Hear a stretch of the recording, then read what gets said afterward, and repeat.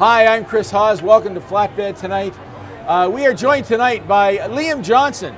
Mr. Johnson, welcome to the show. Thank you, Chris. I love the hat. Thank you. Okay. Yeah. And now, is there a specific reason why you're wearing the hat? Because a lot of people wear hats for like their favorite ball team. You seem to have a favorite. I like pork pies. I like straw hats. This is a pork pie. It's a Biltmore. Yeah. It's the last made in Guelph, Ontario. They've moved down to Dallas, Texas. And I was trying to support the Canadian industry. I like the fact that you wear a hat, though, because I have a number of them. It's character, right? I love them. And I remember when I was a kid, I remember all the men had hats. My dad had a hat. Yeah, I have a beautiful. It's a pork pie. It's a beaver felt hat. I love it. I love it. So you have a hat. You have a beaver hat. Kind of. That's supporting Canadian industry. Well, it keeps the bald head too. So, Well, let me see the head. Wow. Let me turn around. That is. Do you actually shave it at all, or every second day? Really, every second day. Wow. I can't even. Close to the wood. I hate shaving my face. I hate it. I hate it. Well, do you have you ever Nivea it? Have you tried that? Like, cause you do that. Ooh. You know Nivea, where the women used to do it on their legs, and then it would last like a week or whatever. I just couldn't try. No. Oh, okay. No. So, yeah. Well, it's a good look, though. I like. Thank you know you. what? You look good, and the hat really suits. Like, you've got a good face. Like, as soon as I saw you, I said, you know what? That's a great face. It's a damn fine hat. It's a damn fine hat. Yeah. So you're an old guy like me, apparently. I gather I am that old now. Yeah. You know, when you were young, did you do anything wild and exciting? A number of things. None of them were arrestable offenses, but yes, I got to say my weirdest thing I ever did was a weird road trip with a buddy of mine. He was an engineering student on, I guess, what do they call it? That, anyways, in between, and I was a journeyman, a tradesman, an apprentice. They call that summer.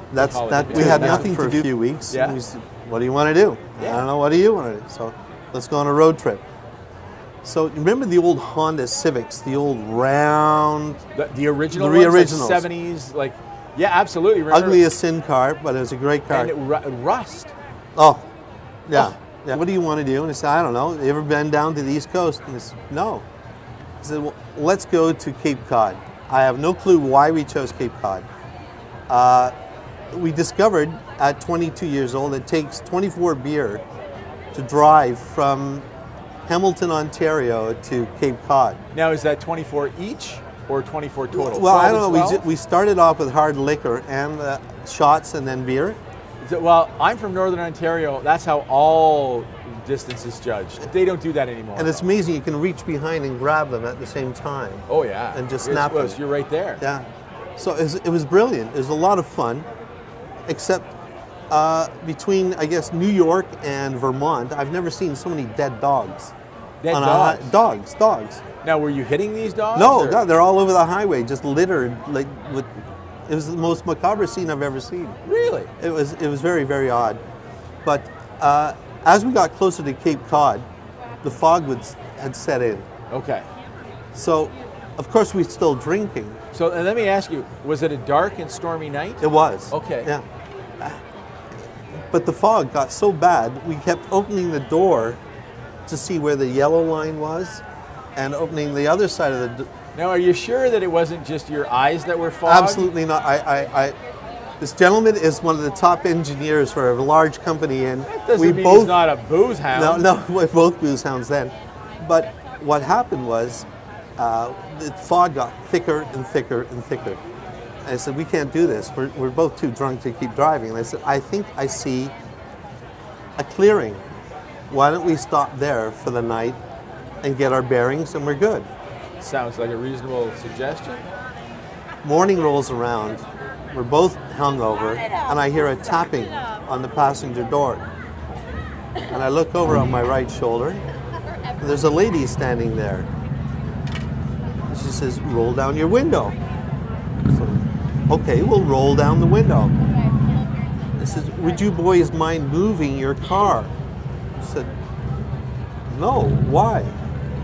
He says, you're parked underneath my laundry.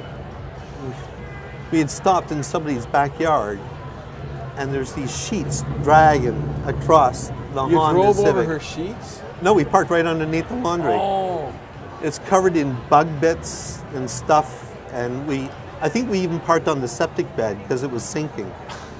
They're the most amicable, lovely people we had ever met. You know what? The East Coast is awesome, isn't it? They were wonderful. They gave us coffee and told us to get the hell out of their lives. Oh, yeah. Okay. Well, because you know, I can tell you this. Oh, it was wonderful. If that had happened in Nova Scotia, okay, they would have invited you in. You had to stay for a week.